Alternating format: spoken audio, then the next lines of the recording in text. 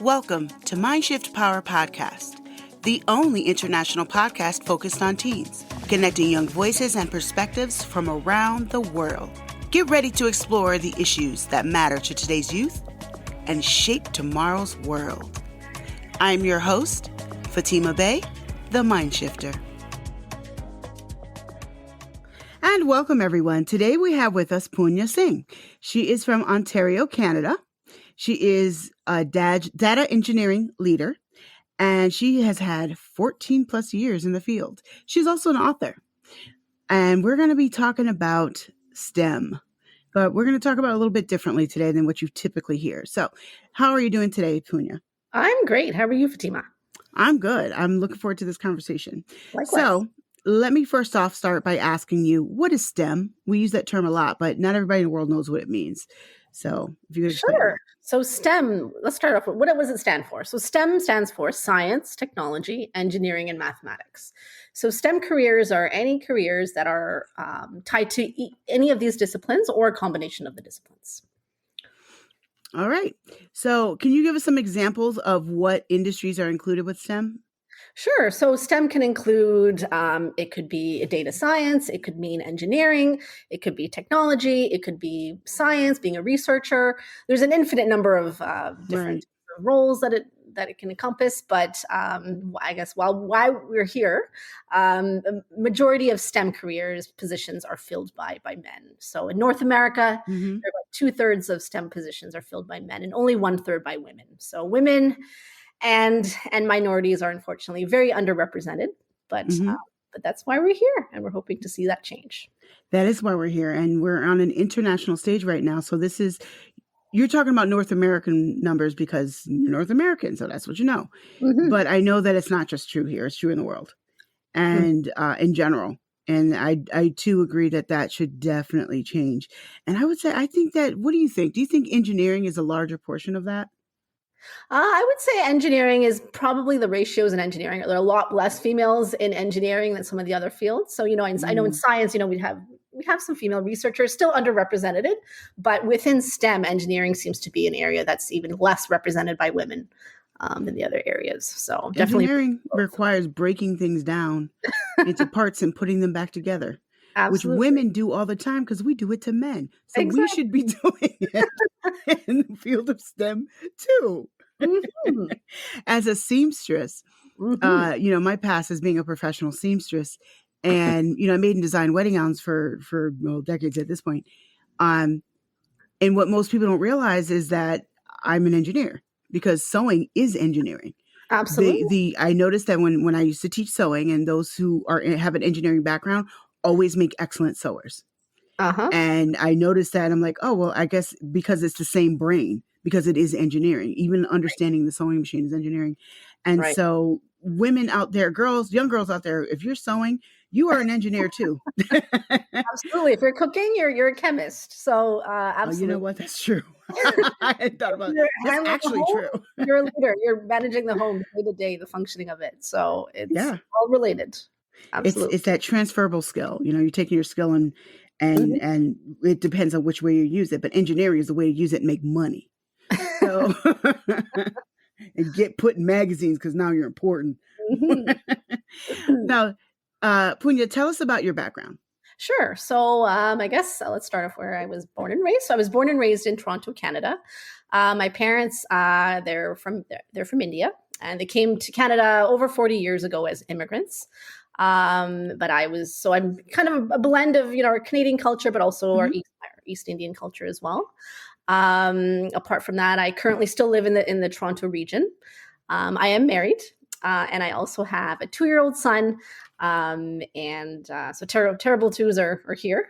So I'm a mother, wife, and also one of the leaders in data engineering. So very happy to talk about how I manage that and the journey as a mom and as a wife.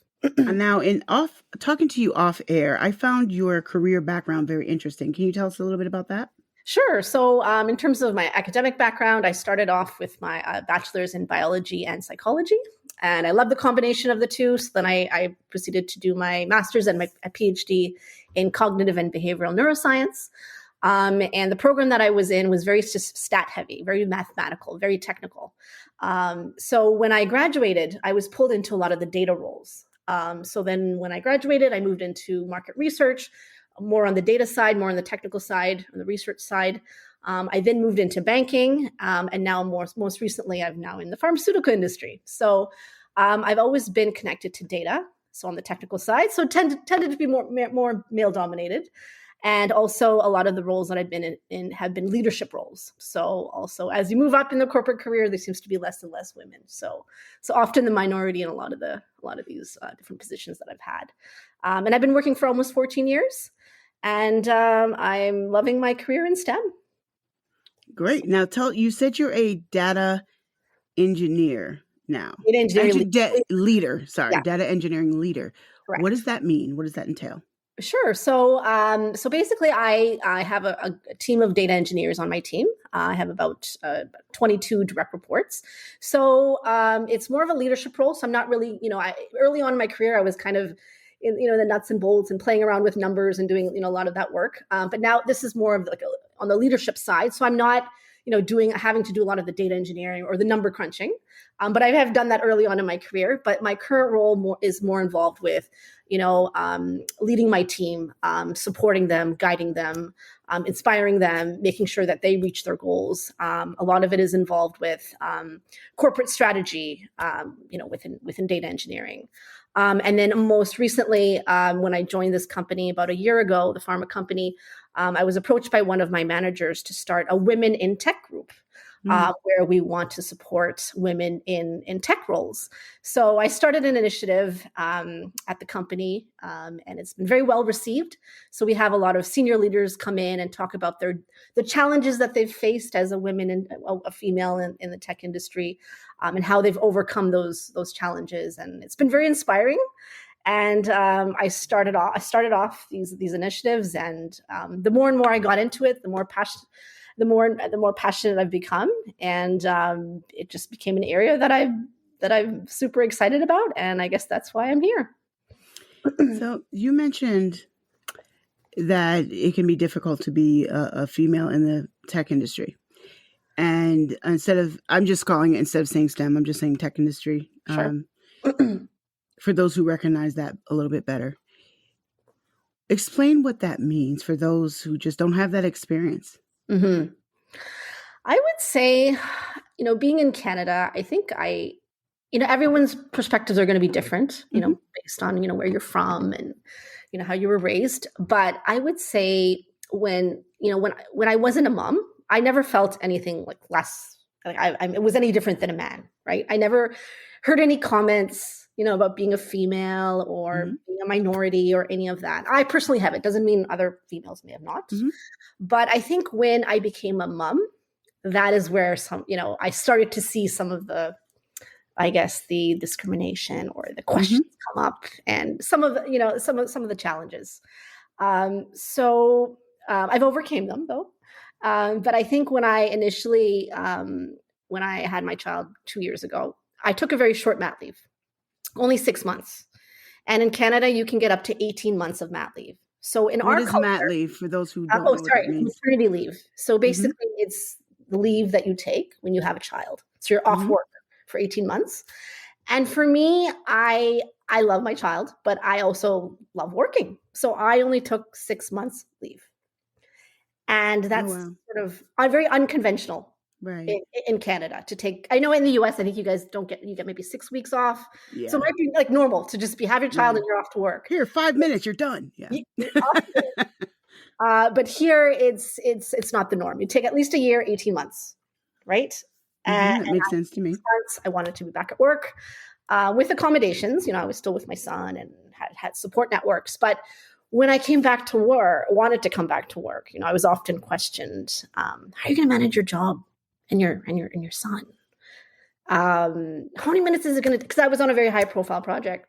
How many minutes is it going to take you to nurse your child? Because I would need an accommodation, and I can't take a meeting when I'm nursing my child. So I was just being asked these very personal questions, and and I never felt like like I was any different than a man until I became a mom. Mm. So for me, that really, got me really passionate about this area. And, I don't think anyone should have to answer how you're going to manage your career and your job. If you want to come back to work, that's your decision, right? You should not be undermined or questioned about how you're going to do your job, right? A man wouldn't be. So why was I?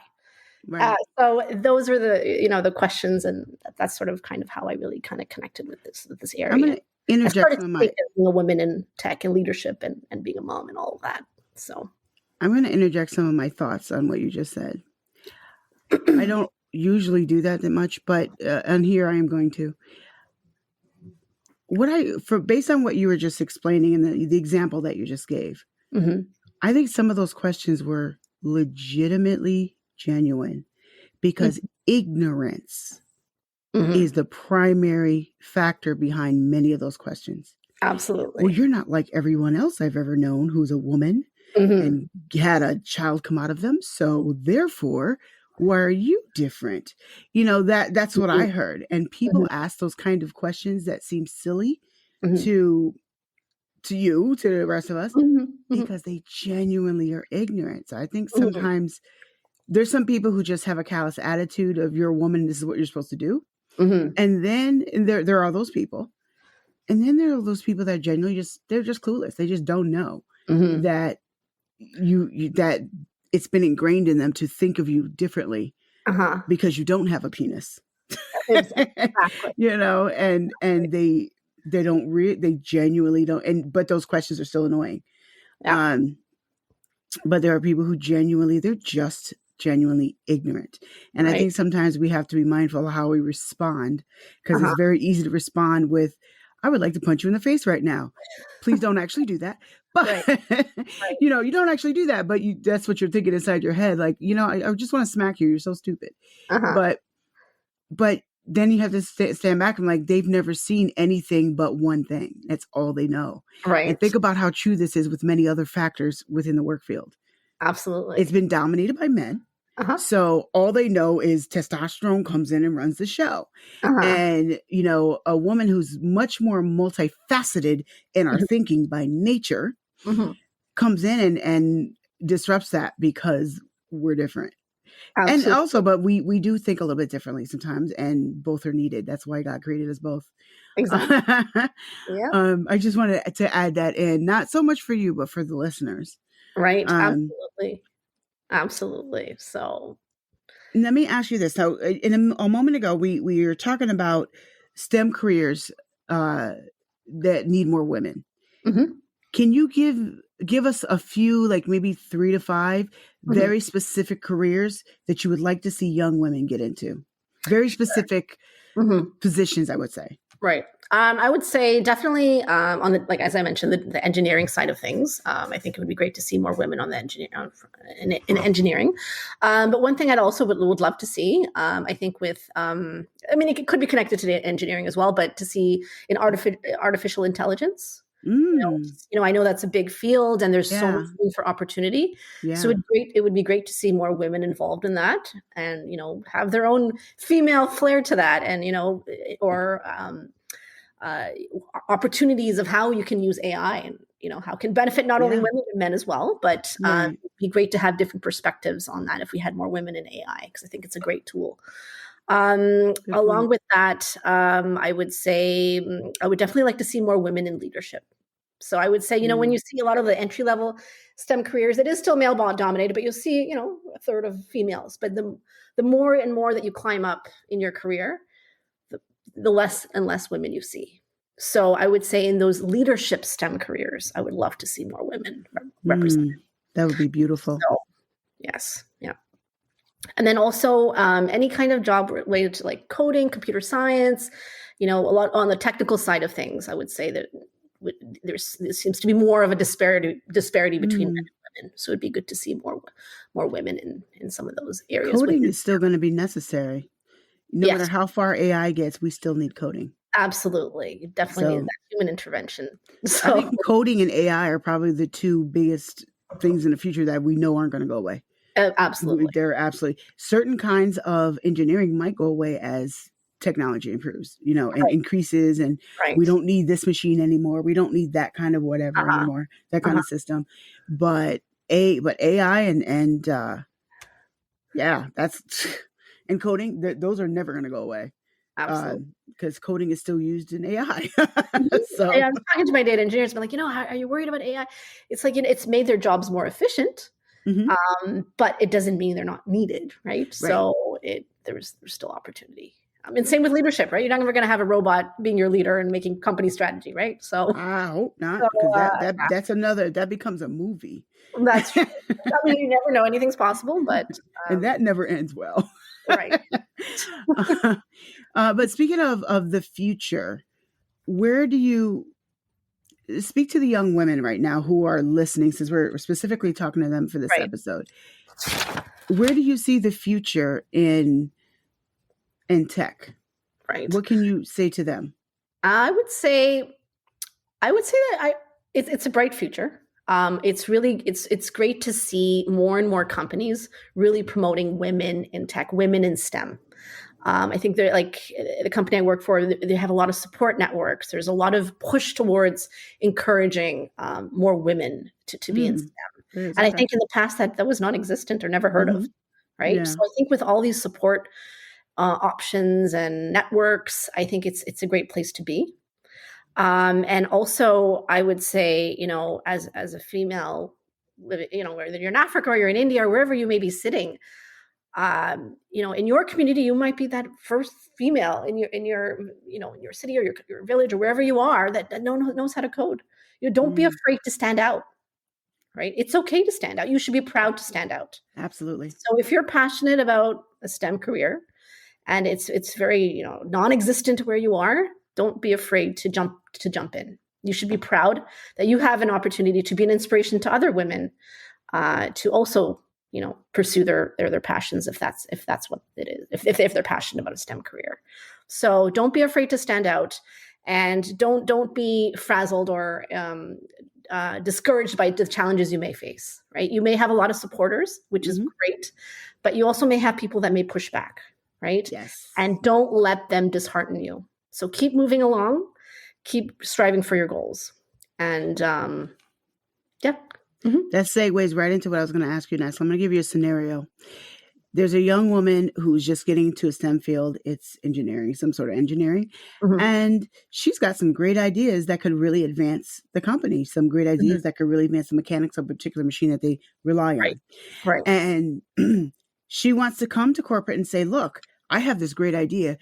to make this more efficient and make it more efficient and have more output and basically making more money. That's what they Mm-hmm. all want to hear, right? So Mm-hmm. she's Mm-hmm. got this great idea, and she tries to come to, and she's only 23 years old, so she's a kid to them. And Mm-hmm. she wants to come, and she's got this idea. Hell, let's just say she's 19. She's real young. And she comes in, and she's got this idea, and she comes to the authority figures within her company, Mm-hmm. because they all hold different titles or whatever those are. And Mm-hmm. she says, I have this great idea. But then they kind of listen to her obligatorily Uh-huh. and treat her like, yeah, little girl, go back to work. They Mm-hmm. don't say those words out of their mouth, but their actions and their body language and everything else says that to them. Right. What should that girl do? She just cower back, put their tail between her legs and go Right. back to work and be a good little girl? Right. Absolutely not. So, I know I think as women, not all of us, but, we tend to be people, we don't want to stir the pot, right? Mm-hmm. We want to, go along with the flow and not offend anyone. And, but, and studies have shown that men are more open to rocking the boat and saying their opinion. And if people don't agree, but, as females, we tend to sometimes, not all females in general, we tend not to want to rock the boat. But so no, I would encourage her to keep don't back down.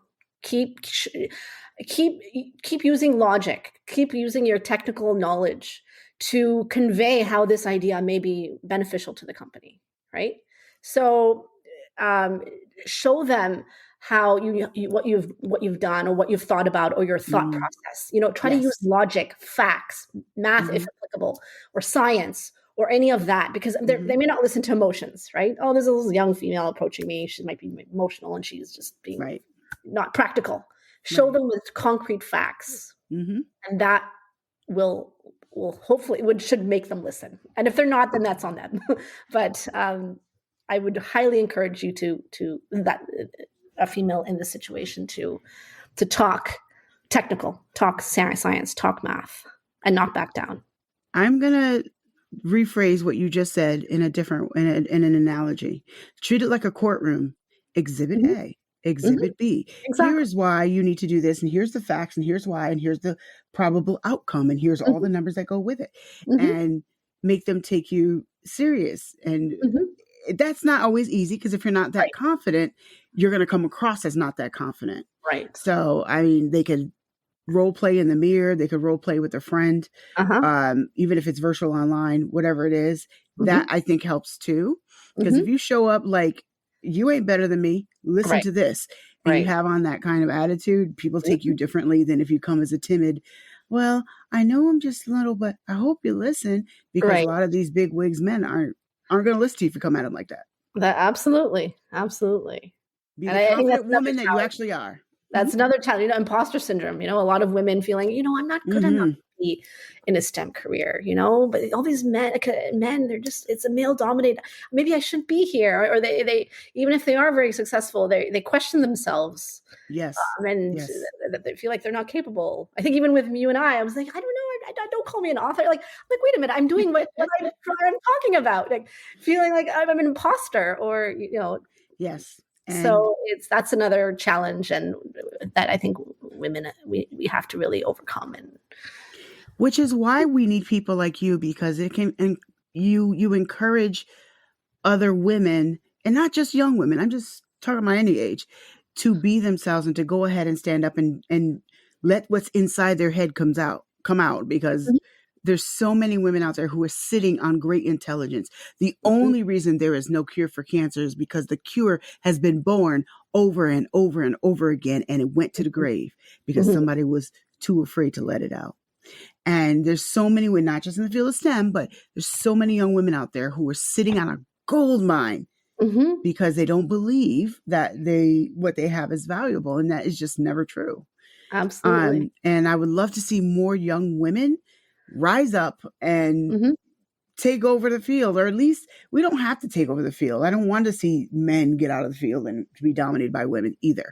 I want to see I just want to see there to be a balance.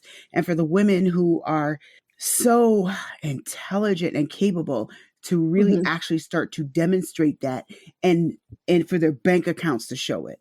Do you know what I'm saying? That pay negotiation. Yeah. And I think that happens. If a woman's not confident, she's not going to negotiate her salary. She's going to be grateful she got the opportunity in the job.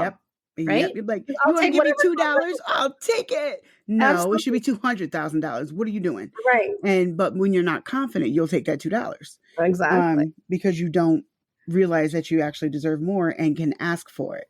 Exactly. And that's actually why there is that pay disparity. It's not that we're any less capable. It's because women don't negotiate. And I don't know, maybe type of confidence, maybe part of it, but I remember last week negotiating my salary. I've always been a negotiator. Well, that's good. And she was surprised. She's like, I really respect that you even asked. And in my mind, I'm like, why isn't this not the norm? But I guess not.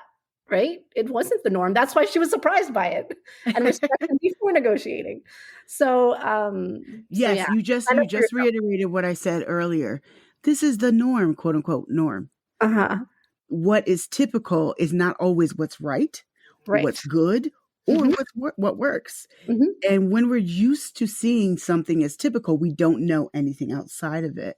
So for some young, and I'm talking to the young women listening right now, sometimes these men are just genuinely freaking ignorant. They don't really understand anything outside of what they've experienced, just like we all humans in any area of life. So seeing women take over, or seeing women actually be equal to them in this area, is not something they're used to. You have to show them and yourself that you can do it. Now, let me ask you this, because this is an international podcast. There are women, young girls listening to me all over the world. Now, Canada and America, we're Western society. We have a different mentality. There are women, young girls who might be listening to me right now in Uganda or Guatemala or in the hills of Mongolia, and they know that they want to be a wife and a mother one day. Should they get into STEM? Mm-hmm. Absolutely. I would say if it's there's no greater feeling than, being in a career that you're passionate about, right? Yes, yes, So, yes, yes. when you're passionate about something, you'll be able to overcome those obstacles. So am I going to say it's going to be rosy and easy all the time? No, but it's nothing that you can't handle if you put your mind to it. So as a woman in STEM, I think the greatest thing that has helped me is setting boundaries. That means at work, that means at home. Mm-hmm. So at Yes. home, at work, that means sometimes, I have to leave at 5 or 4:30 because I have to pick up my kid from daycare, right? Yeah. So setting that boundary. Sometimes at home, I need to finish my book. So my husband might have to, step up at home because I got to finish my book. So sometimes my career has to take a backseat because I have to support my husband. And sometimes my husband's time he has to, pick up more of the share of the housework or whatnot, Yes. because my career is important at this week. So it's very important to be vocal on the personal front, but also at work. Yes. And then also surround yourself with positive support networks. I think it's very, very important to have a partner in life that is willing to support you in your career journey. Right? There's nothing I respect more than a man that is proud of his woman or daughter for rising or being technical and not being intimidated by it. And I think it's so important, especially ladies who may be looking for a partner. Young ladies, if you're looking for your husband or wife, whichever way your partner, it's very, very important to have someone that supports you along the way and your career, and won't be intimidated by your accomplishments. That is very important. If you're a young woman listening right now and you're not married yet, and you're in a country like India, or some Nigeria, those are two that pop in my head up top of my list, but where you are expected to be a wife, you are expected to start a family. Okay, there's nothing wrong with that. However, if you can make a choice, because in different cultures, women don't have choices, but if you are out there and you can make a choice, what Punya just said is very critical. Is he strong enough to allow you to be yourself? If he is not, that will get in the way of your advancement in any area, not just STEM. Absolutely. So if you are listening right now, young girls, and you have a choice of who you're going to marry, make sure that test him out. Make sure he can handle your advancement, because if he cannot, he is too weak for you. Because some boys in men's bodies, which is what I call them, they're still little boys on the inside. They might be a man on the outside, but the little boys on the inside, they don't know how to handle things. So you don't want them, because those are the ones who end up being abusive. Those are the ones who end up holding you back because they don't want you to advance further than them. I'm just talking real to all the young girls that are out there right now. I am not talking to Americans or Canadians when I make that statement, because we live in a different culture. I'm talking to the rest of the world, which is actually most of the world, who seek that and have a culture where you're expected to get married, blah, blah, blah. That's where they are. Make sure you're making wise decisions, because what Punya just said is so critical. And making sure that you're getting with someone who's going to actually support you, and that mutual support. I mean, everything you just said was so important. It's both ways. It's not, we want to support our men as well. It's both. Exactly. It's a partnership. Exactly. It's not an inequality. Is that what we're targeting here?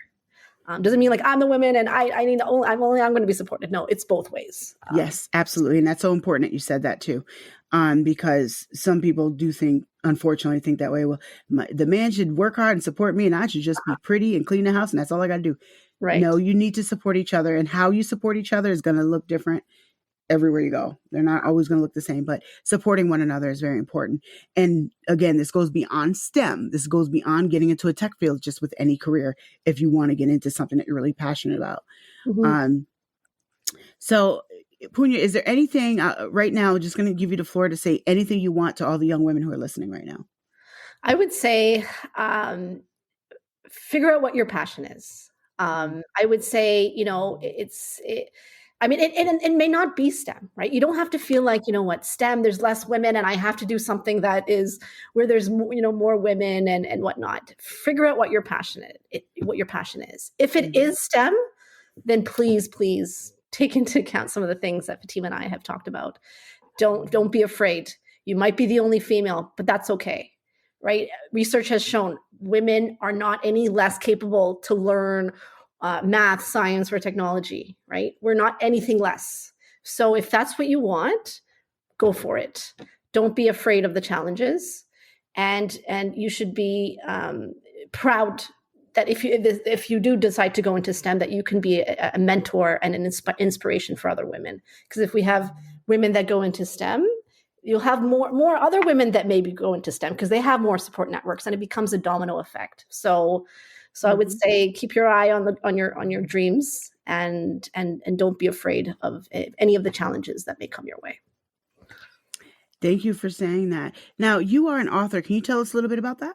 Sure. So I recently wrote a book called Take Your Life Back, Breaking the Chains of Societal Expectations. And it basically just talks about not necessarily following what society expects of you. So it could be your career, it could be not wanting to get married, it could be not wanting having kids, it could be any type of atypical life choice according to our societies.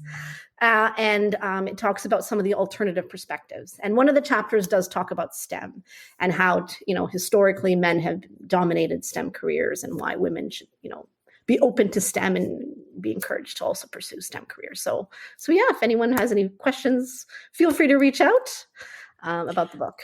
And I can tell you all, having talked to Punya quite a bit off air, she's got a whole lot to say, and we have overlapping passions, which you probably heard, when it comes to, her particular areas of STEM. But if you heard me over time, I just love promoting our youth, but especially young women. I strongly advise that you would just go ahead and take a look at her book. She has a lot to say, so I know that she didn't just write this book because she was bored. She wrote this book because she has a lot within her that the rest of us need to hear. So some of you young women might actually benefit by hearing some of her words, her experiences, and some of her wisdom. You only heard a tiny, tiny little crumb today. So where do they find your book? It's on Amazon. So if you look me up, if you type in the title and my name, it should pop up. And I will put the link to that in the show notes in the podcast episode description. Okay. So everyone can go ahead and take a look at that. Well, Suni, Punya, I just looked at a different name. I'm sorry. Punya, thank you for coming on today. And I really appreciate you taking the time to talk to the audience. It's my pleasure. Thank you for having me, Fatima. And now for a mind-shifting moment. I want to plant a thought seed in your head right now. I want you to think about the principle behind this episode. If you are a young person or a parent of a young person, I want you to listen. Are you going into a field just because everybody else has gone into it? Are you seeking after a career position because you think you have to, instead of what you actually want to do, instead of pursuing your actual dream? I want you to think long and hard about that choice. It is easier to go with the flow of everybody else, but you're the one who lives in its miserable aftermath because you'll be unhappy. I want every single one of you to pursue the career path, the business, whatever it is that you want to, because why not? The only thing that can stop you is you. Thank you for listening. Be sure to follow or subscribe to Mindshift Power Podcast on any of our worldwide platforms, so you too can be a part of the conversation that's changing young lives everywhere. And always remember, there's power in shifting your thinking.